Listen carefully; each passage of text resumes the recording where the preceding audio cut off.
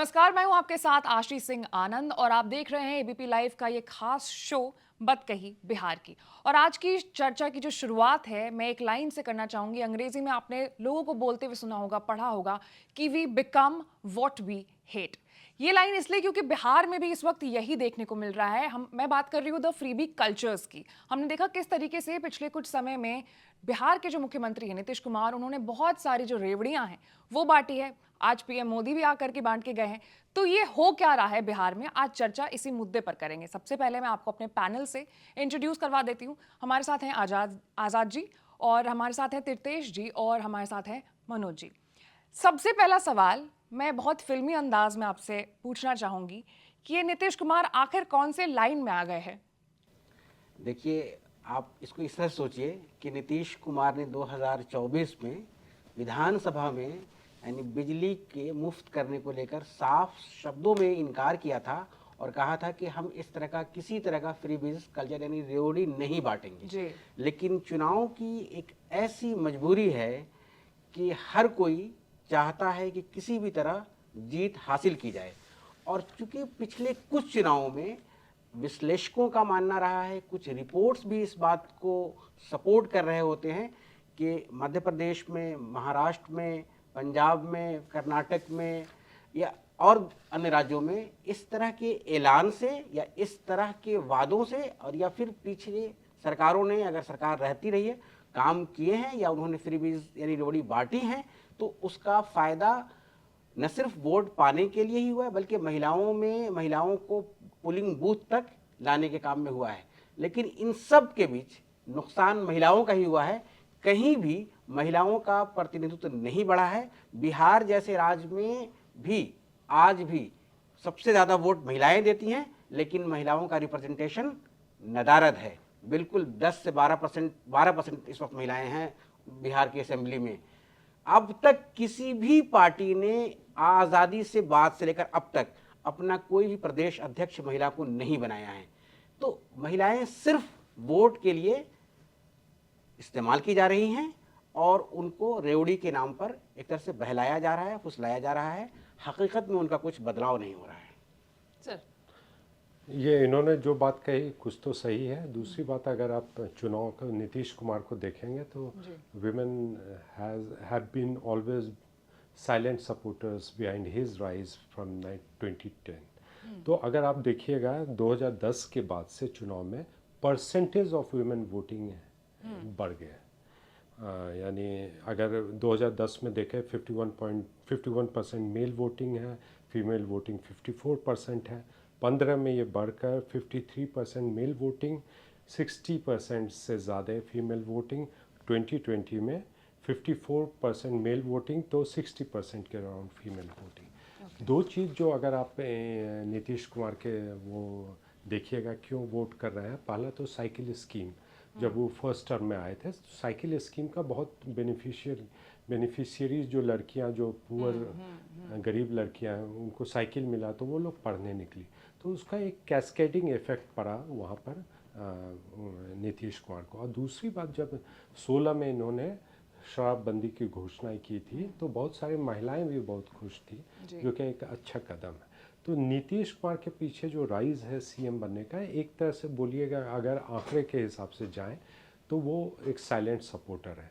ये बात सही है जो कि महिलाओं को प्रतिनिधित्व नहीं मिल रहा है। या दूसरी बात, जहाँ तक है ना फ्रीवीज़ की बात कर रहे हैं, ये भी बात सही है जो कि अगर आप मध्य प्रदेश से लेकर अभी चुनाव में, जस्ट चुनाव से पहले आप फ्रीवीज़ लाकर जीत रहे हैं। तो इधर one of the IPS Nageshwar Rao ने भी इलेक्शन कमीशन को लेटर लिखा है, जो क्या ये फ्रीबीज को बांटना एक तरह से ब्राइब देना है वोटर को। तो अगर आप इस सारे चीज़ को देखिए तो ये एक स्टेट तक सीमित नहीं है। फ्रीबीज सारे स्टेट में पहुंच गए हैं। अब सब पार्टीज अनाउंस करना, क्योंकि ये बड़ा अच्छा स्कीम है, पॉपुलर स्कीम है जो कि वोटर्स को जनता को लुभाने का और वोटिंग अपने पार्टी की तरफ करवाने का। मनोज जी, आपके ओपनिंग स्टेटमेंट्स। देखिए, इसको देखने का दो तरीका है जी। पहला तो ये कि आप जिसको फ्रीबीज नाम दे रहे हैं या हम लोग जिसको फ्रीबीज के तौर पर देख रहे हैं, आखिर फ्रीबीज है क्या वाकई में फ्रीबीज है? अब नीतीश कुमार की राजनीति को और बिहार की राजनीति को इसके नज़रिए से समझिए। बिहार, हम सब लोग जानते हैं कि बिहार जो है ना, उस हिसाब से बहुत ज़्यादा प्रोग्रेसिव, बहुत ज़्यादा सशक्त, बहुत ज़्यादा मजबूत स्टेट नहीं है। और जब नीतीश कुमार 2005 में सत्ता में आए, उसके बाद उन्होंने महिलाओं पर फोकस किया, महिलाओं को, जबकि नीतीश कुमार से पहले जो बिहार में मुख्यमंत्री थी वो राबड़ी देवी थी, है ना, और राबड़ी देवी बिहार की पहली मुख्यमंत्री थी, महिला मुख्यमंत्री थी। बावजूद इसके उनके कार्यकाल में महिलाओं के खिलाफ अपराध के मामले, महिलाओं, उनके कार्यकाल को ही जंगल राज कहा गया। अब जो आजाद जी बोल रहे थे कि महिलाओं का प्रतिनिधित्व तो नहीं दिया गया, आज भी नहीं, तो लालू यादव ने तो राबड़ी देवी को मुख्यमंत्री बनाया था। बावजूद इसके बिहार में उस वक्त की जो स्थिति थी 97 से लेकर 2005 तक की, ये किसी से छिपी नहीं है। हाँ, जंगल राज अगर आज की तारीख में चर्चा होता है तो उसी राज के लिए, राबड़ी देवी के कार्यकाल के लिए होता है। अब जहां तक नीतीश कुमार के बारे में आपने कहा कि नीतीश कुमार किस लाइन में आ गया, तो इसको दो तरीके से देखना चाहिए कि आप जब चुनाव लड़ने जाते हैं, जब राजनीति के मैदान में जाते हैं, तो आप क्या लेके जाते हैं। हर किसी का लक्ष्य क्या होता है कि हमको जीतना है, और जीतने के लिए जो भी संसाधन होते हैं, अब देखिए, जो बांटना है, जो पैसे दिए गए हैं आज, या जो घोषणाएं पहले फ्री बिजली वाली घोषणा हुई, या बाकी जो भी स्कीम की घोषणा है, उस पर कहीं किसी कोई कानूनी रोक तो नहीं है। जब कानूनी रोक नहीं है, जब किसी तरह कोई बंधन नहीं है, और जब आप चुनाव जीतने जाते हो तो आप सारे कला लगाते हो अपनी, कि भाई किस कला से हम दुश्मन को, जो सियासी प्रतिद्वंदी है, उसको मार दे। तो अभी तेजस्वी यादव हो तब, या फिर जो प्रशांत किशोर हो तब, या फिर जो कांग्रेस हो, इन सब ने बिहार विधानसभा चुनाव के लिए इस तरह की स्कीम पहले से घोषित कर रखी थी। और चूंकि नीतीश कुमार इस तरह की चीज़ों में विश्वास नहीं रखते हैं, उनके साथ already Bharatiya Janata party ally है, और भारतीय जनता पार्टी का प्रयोग महाराष्ट्र में हो, मध्य प्रदेश में हो, राजस्थान में हो, छत्तीसगढ़ में हो, दिल्ली में हो, हरियाणा में हो, सब जगह कामयाब रहा है। और ऐसा नहीं कि नॉर्थ से ही इसकी उपज हुई है। आप अगर आज से 20 साल 25 साल पहले के चुनाव को देखेंगे तो साउथ में टीवी बांटने का कल्चर रहा है, हार बांटने का कल्चर रहा है, तो मतलब वहां से चीजों, चूंकि कामयाब फॉर्मूला रहा है, तो अगर आप चुनाव लड़ने जाते हो और चुनाव में उतरते हो तो आपके पास फॉर्मूला क्या होगा। तो नीतीश कुमार ने उस फॉर्मूले को आजमाया है, भारतीय जनता पार्टी ने उस फॉर्मूले को आजमाया है, और उस फॉर्मूले के आधार पर अभी कल को भाई तेजस्वी यादव ने, जो उनके सामने जो कंपटीटर है, उसने भी तो वही किया ना। जब तो जब आप एक ही दिशा में दौड़े जा रहे हैं, तो उसमें पहले कौन बाजी मारेगा, पहले कौन मंजिल तक पहुंचेगा। क्योंकि इनके पास सरकार है, सत्ता है, सेंट्रल से लेके स्टेट तक सब उनके हाथ में है, तो उन्होंने इसको किया। दूसरी बात आशी, जो क्या ये जो स्कीम है, अभी का ये स्कीम 10,000 का, वो 75 लाख महिलाओं को गया है। अगर आप महिलाओं वोटर को देखें तो 3.41 करोड़ SIR के बाद वोटर्स हैं, यानी 22% महिलाएं इसमें कवर हो जाती हैं। इसके भी क्राइटेरिया हैं कुछ, यानी हर घर में अगर आप देख रहे हैं तो एक किक स्टार्ट मिल रहा है रूलिंग पार्टी को, जो क्या महिलाएं वोट मिलने। सर, लेकिन इसमें मेरा थोड़ा सा एक जो चीज़ मुझे बॉदर कर रही है, वो ये है कि बिहार को अगर हम एज अ राज्य देखें, तो ये सारी जो ऐलान, घोषणाएं, रेवड़ियां जिसे हम कह रहे हैं, वो सब तो सरकार ने कर दिया, लेकिन बिहार एज अ स्टेट के ऊपर कर्ज भी बहुत ज्यादा है। और सिर्फ अगर पहले साल के ही हम देखें कि जितने अभी मेजर आज के मिलाकर के, या कुछ 5 या 6 ऐसी घोषणाएं हैं जो कि बिहार सरकार की तरफ से की गई है कि अगर हम जीतते हैं तो ऐसा ऐसा ऐसा ऐसा होगा, बिजली वगैरह और मिला लीजिए तो। नहीं, सब तो हो गया। हाँ, मतलब हो गया, हो गया। मैं बता रहा हूँ, कर्ज जैसे आपने पूछा कर्ज के बारे में, एक सेकंड, जब आप बोल रहे हैं जो कर्ज के बारे में, तो मैं अभी RBI के डेटा ही देख कर आया हूँ। 2013 में जो स्टेट्स पर जो कर्ज थे वो 22 लाख करोड़ थे, जो क्या बढ़कर 93 लाख करोड़ से ऊपर हो गए 11 साल में। तो और अगर कोविड के बाद से ये कर्ज देखें तो ज़्यादा बढ़ा है। यानी वो इधर एक रिसेंटली कैग की रिपोर्ट भी आई थी जिसमें ये बोल रहे हैं जो क्या इतना कर्जा आपके इकॉनमी को ख़राब करती है। अगर आप 19 स्टेट्स को देखेंगे तो ये 19 स्टेट्स में 30% से ज़्यादा GSDP केवल कर्जे में ही है, स्टेट का अपना इंडिविजुअल। पंजाब में 45% है, बिहार में जो बोल रहे हैं 37%। तो क्या इस कर्जे को आप चला सकते हैं कर्ज से? तो अगर आप पिछले कुछ दिनों में देखिए तो हिमाचल प्रदेश बहुत सारे स्कीम्स को लागू नहीं कर पाए। पंजाब ने 1,000 जो देने के वायदे किया था अभी तक लागू नहीं कर पाया। तेलंगाना के रेवंत रेड्डी ने खुद बोला है जो कि ये सब स्कीम्स पर कुछ आना चाहिए, जो कि ये स्कीम्स को कैसे सस्टेन किया जाता। DK शिव कुमार कर्नाटक के जो वाइस डिप्टी CM है, उन्होंने भी ये स्कीम्स, यानी सारे पॉलिटिशियंस बोल रहे हैं, लेकिन इलेक्शन के समय सब ये अनाउंस। सर ये तो फिर जनता को देखिए गुमराह क्लियर करने है वाली कि बात देखिए कोई भी सरकार हो इसमें या कोई भी पार्टी हो, चाहे वो सत्ता में हो चाहे अपोजिशन में हो, इस तरह के वादे करती हैं, चुनाव जीत जाती हैं या जीत जाएं, कुछ भी हो, इसका नुकसान जनता को ही होता है। ये अभी रिपोर्ट साफ आई है कि तेलंगाना में सरकार का जो पूरा बजट है वो 57% सिर्फ अपने चुनावी वादे को, जो 6 गारंटी है, उनको पूरा करने में उनका लग जा रहा है।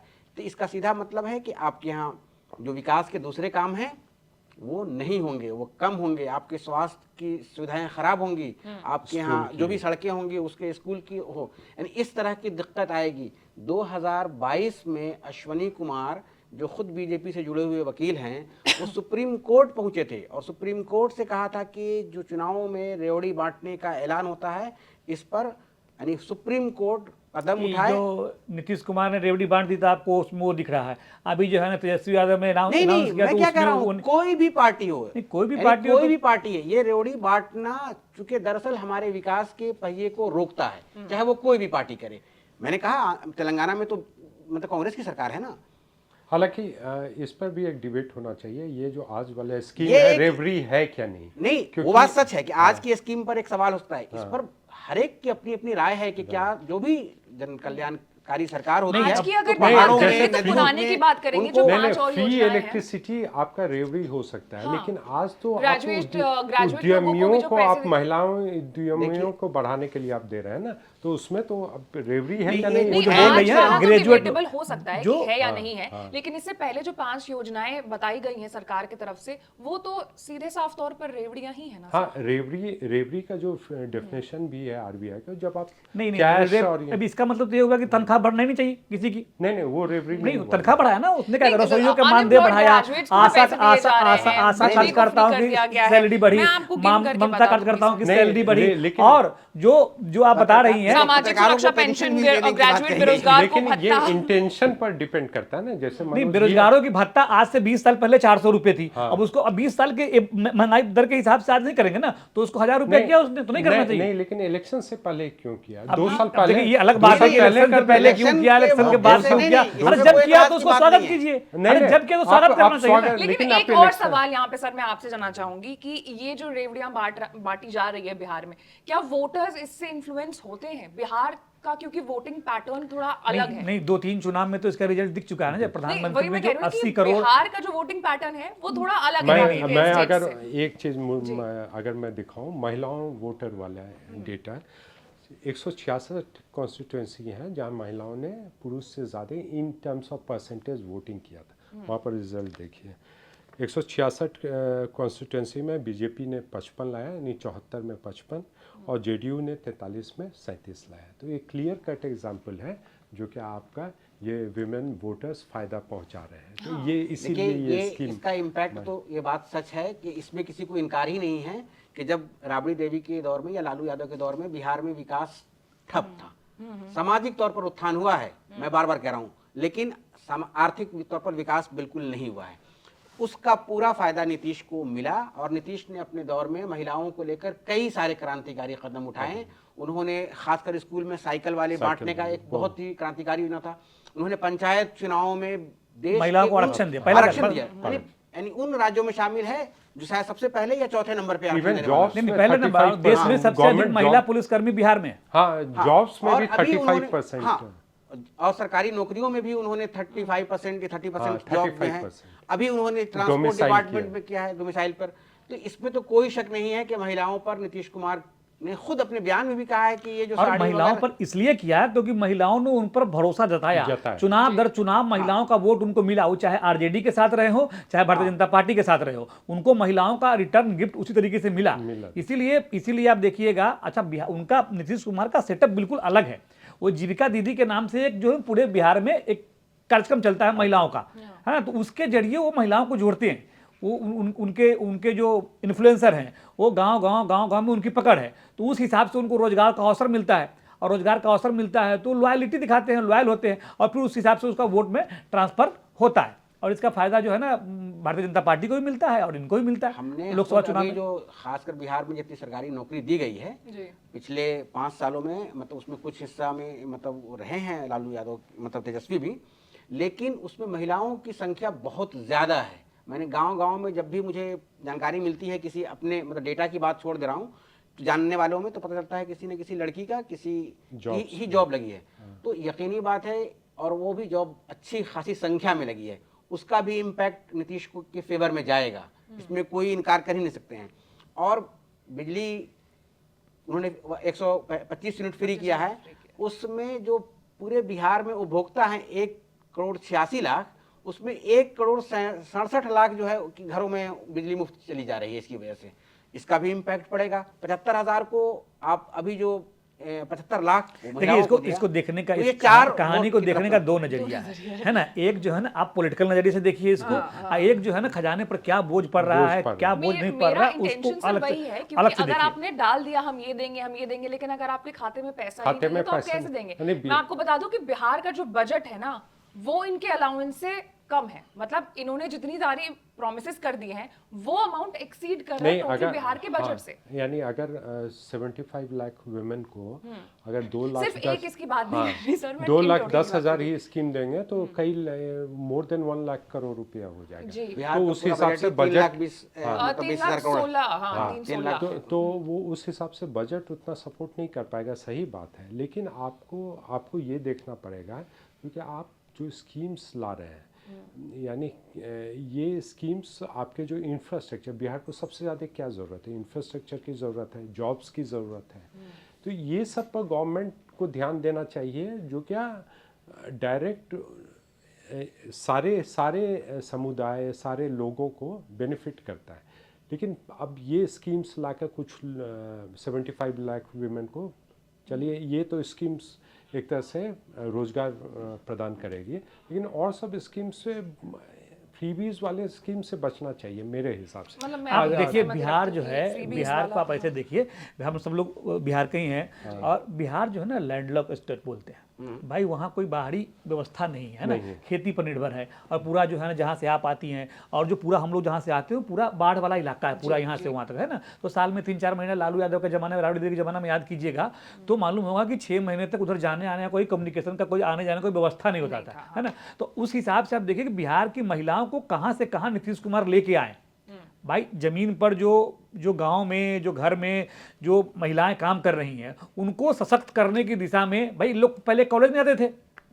आप आज 20 साल 25 साल पहले की स्थिति देख लीजिए ना, लोग हाई स्कूल में लड़कियों को पढ़ाते नहीं थे। लेकिन जो आजाद जी ने जिक्र किया कि भाई साइकिल वाली स्कीम और बाकी जो स्कीम है, शराबबंदी को भले आप गाली दे दीजिए। अब किसी ने कहा उस दिन कि भाई अब मर्डर होता है तो इसका मतलब जो है ना मर्डर का कानून खत्म कर दीजिए, संभव नहीं है ना। शराबबंदी हो रही है, शराबबंदी लागू है, लेकिन उसमें है धंधा करने वाले, उससे फायदा भी है ना समाज को, समाज को तो फायदा हो रहा है ना। यानी महिलाओं को नहीं, महिलाएं महिलाओं खुश हैं का बिहार में शराबबंदी वाली नीति तो से। उस हिसाब से देखिए, हाँ, ये आजाद जी ने ये बात कहा कि भाई महिलाओं का प्रतिनिधित्व उस हिसाब से नहीं हुआ।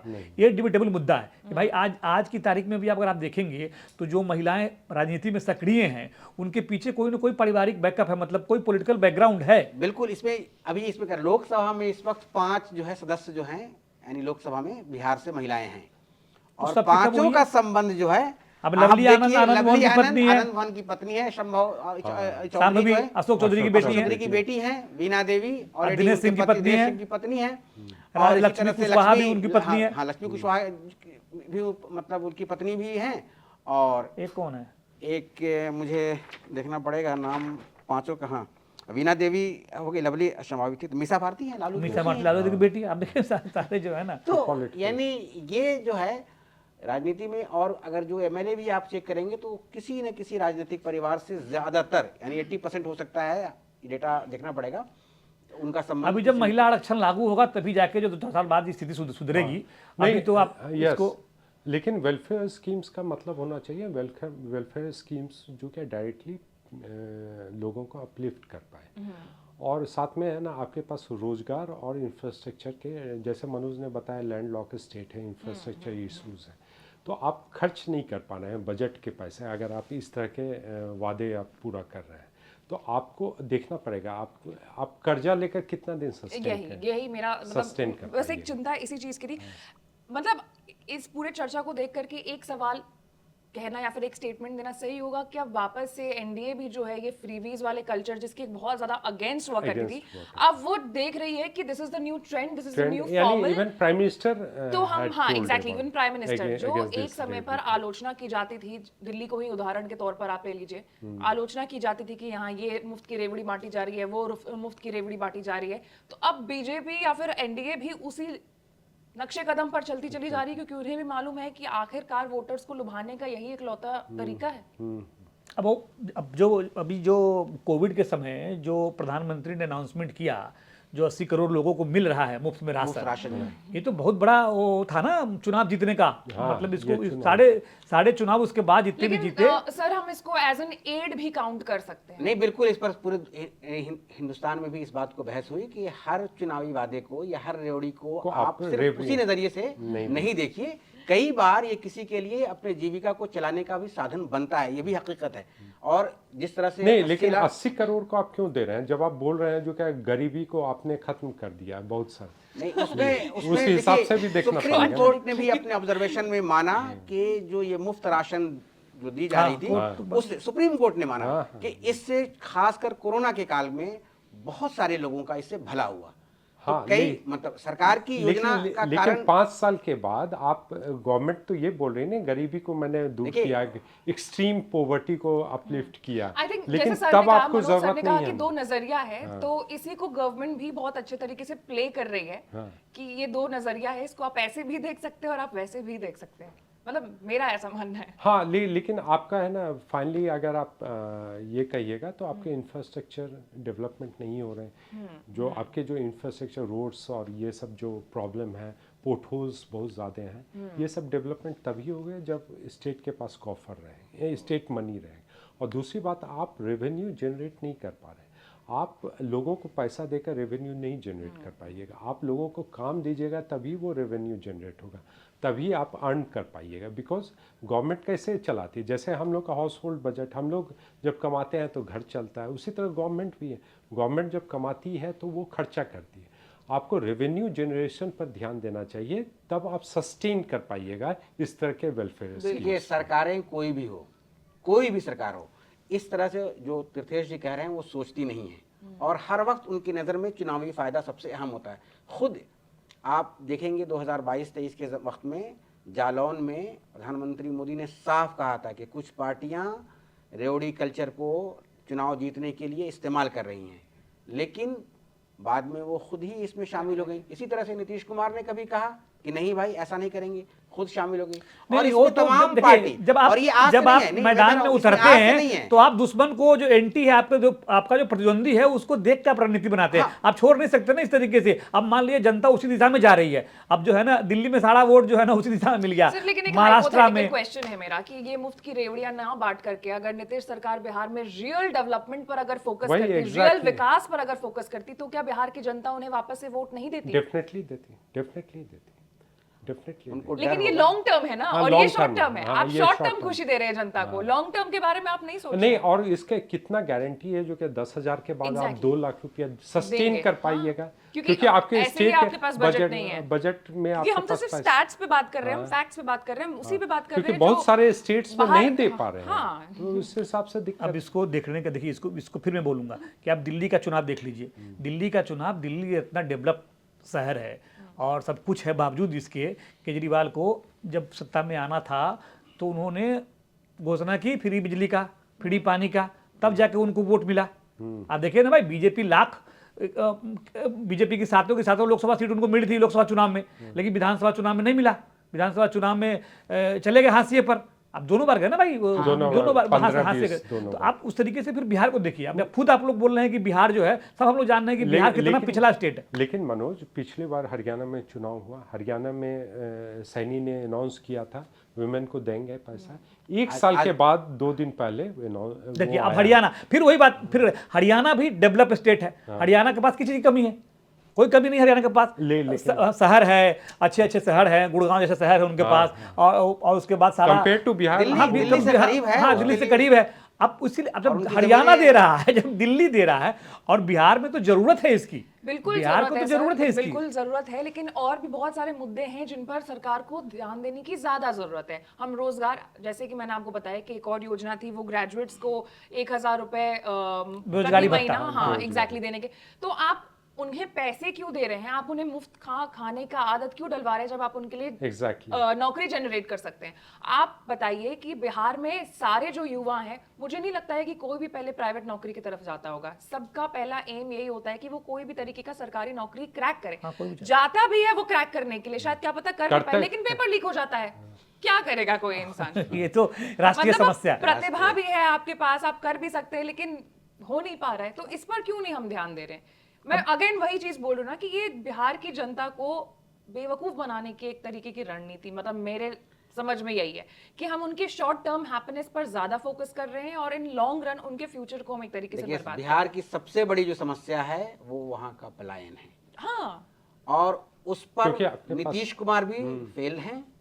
पिछली तमाम सरकारें नाकाम रही हैं, और जो काम अभी वहाँ होने की जो उन्होंने कहा कि महिलाओं का वोट प्रतिशत ज़्यादा है, उसमें एक वजह यह भी है कि जो वहाँ के पुरुष हैं उनका पलायन इतना ज़्यादा है कि वो वोट देने के लिए अभी बिहार में चुनाव हो रहा है और मुंबई में नेता प्रचार कर रहे हैं। और आप यानी सबसे बड़ी जो समस्या है, इस पर अभी बिहार को कोई न तो प्लान है बिहार के पास, और न कोई सरकार ने इसको लेकर कोई वादे किए हैं कि कैसे पलायन रुक सकता है। अगर आप bomb है। आशी, अगर आप दो स्टेट का कंपेयर करेंगे तो एक केरला है, एक बिहार।